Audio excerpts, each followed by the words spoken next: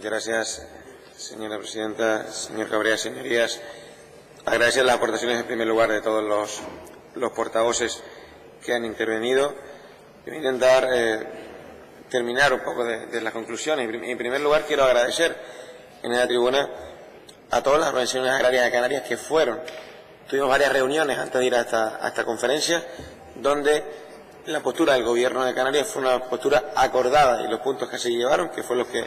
dicté en mi primera intervención, fueron los puntos acordados con todas las asociaciones agrarias de Canarias, con lo cual el trabajo es conjunto y quería agradecerlo públicamente. Han hablado de varios factores y yo voy a intentar decir dos que han sido comunes, y se los agradezco a todos los intervinientes y que antes lo comentaba, es verdad que de manera muy sencilla, pero lo decía. La primera, los acuerdos con terceros países. Yo creo que en Europa tenemos que, y se ha dicho al propio Ministerio y al propio Comisario, entendemos que la agricultura y la ganadería no puede ser más moneda de cambio. Creo que el de Nueva Canaria lo decía también, el del Grupo Mixto, y creo que también, bueno, creo que todos los portavoces lo han nombrado, y es que debe incluirse el principio inequívoco del principio de preferencia comunitaria y reciprocidad. Preferencia comunitaria y reciprocidad, algo que no está haciendo Europa. Desgraciadamente, debe exigir a las producciones de países terceros los mismos requisitos que lo exigen a los productores europeos, y en particular, muy en particular, en el ámbito ecológico. No es coherente, y lo hemos criticado y vamos a luchar porque se cambie, no es coherente que Europa exija unas condiciones, una exigencia que estamos de acuerdo para garantizar lo que yo creo que hoy en día es fundamental, en la soberanía y la calidad alimentaria de nuestros consumidores, gracias al esfuerzo de los agricultores, pero no es de recibo, que la Comisión Europa exija a los productores canarios unas exigencias para garantizarlo y no se lo exija cuando firmamos acuerdos o protocolos con países terceros. Desgraciadamente, eso influye directamente en la competitividad de nuestro sector, tanto en el mercado interior, antes uno de los portavoces lo decía, en el mercado interior, porque la importación de estos productos de países terceros, primero,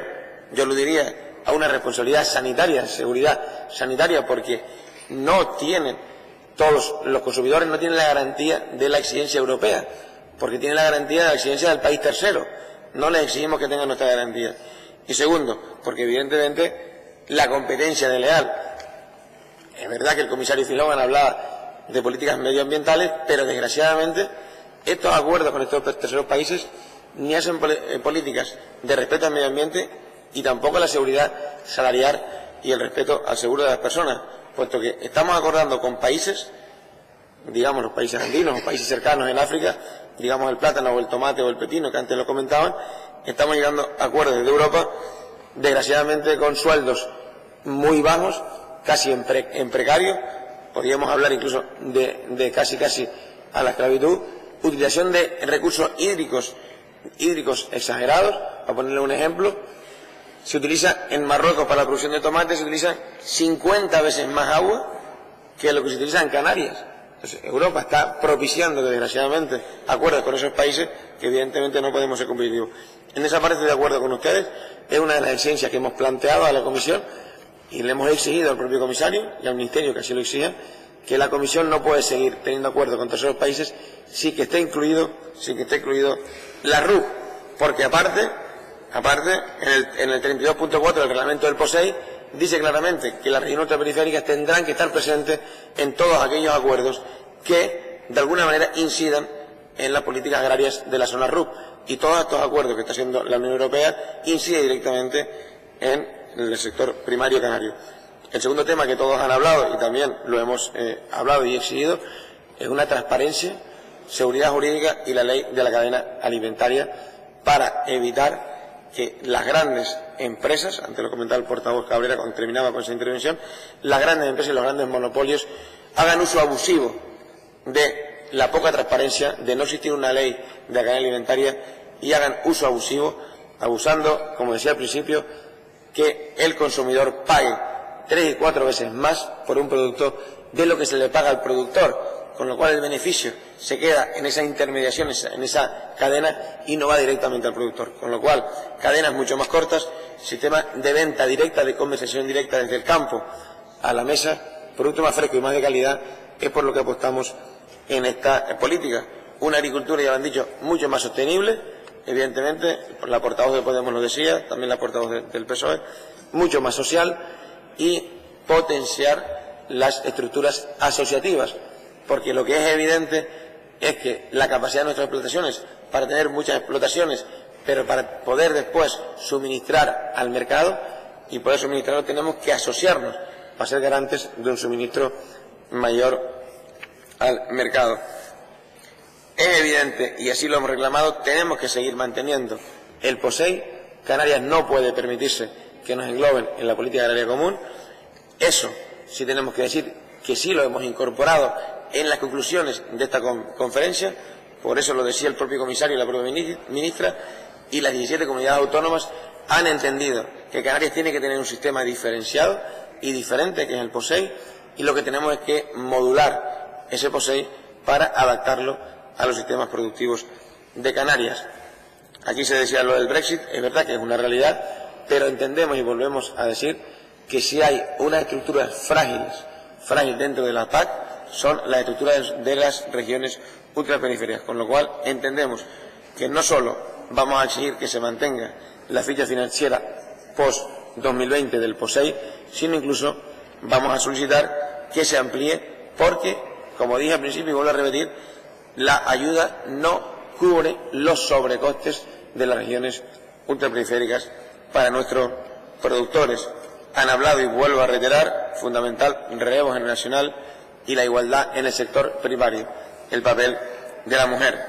Hay que decir que casi 59.000 millones de euros de la política agraria común, hay una realidad, no solo es el Brexit, la migración y otros problemas de Europa que son candentes hoy en día, van a hacer que las próximas partidas en los próximos acuerdos, incluida la política agraria común, van a ser muy discutidos en el Parlamento Europeo, y es una realidad que ponían las propias conclusiones de la conferencia. Pero lo que sí pudimos garantizar, será muy difícil, no fácil, pero ya sí lo hemos garantizado en el acuerdo de todas las comunidades autónomas y del Estado, en que no se disminuya la partida económica del POSEI. Otra cosa, desgraciadamente, es lo que pase de aquí a final de 2018 y la aprobación del primer semestre de 2019, que esperemos que el Parlamento Europeo así lo pueda entender. También quería comentar en este caso que hemos exigido también, en este caso, que directamente sea Canarias y seamos las RUP en su conjunto quien discutamos con la propia Comisión las modificaciones del POSEI para poder integrar y que ningún subsector se vea mermado y se vea en desigualdad de condiciones con otro sector. Entendemos por eso que la ayuda tiene que ser ampliada, porque aunque ahora tenemos un acuerdo y esperemos que así salga, de que el Estado empiece a aportar la parte del POSEI adicional, desgraciadamente de aquí hasta el 2011 hasta aquí, no tendría esa garantía los agricultores y ganaderos, con lo cual sí existía, es verdad, una desigualdad entre sectores y otros, no solo porque uno cobraba el 100%, sino hay otros que cobraban el 70%, otros el 30% de la ayuda comunitaria. Y entendemos que eso en cualquier plan de negocio de cualquier sector, en este caso el sector primario, es inadmisible. Con lo cual entendemos que el 100% de las ayudas que Europa estipula tienen que venir de las ayudas de la Comisión y del Parlamento Europeo. Otra cosa, que la ayuda adicional, como han dicho los propios productores, tengan que ser las ayudas destinadas tanto al mercado del transporte interior, para que las islas de menos población puedan compensar el 100% del transporte a las islas de mayor población y a su vez el 100% del transporte de las islas que conectamos no solo con la península, sino con el resto de Europa. Conclusión, es un trabajo que espero encontrar, y así lo deseo y así trasladaré, espero encontrar a sus señorías, a todos los grupos de esta Cámara, porque creo que es algo que, fuera de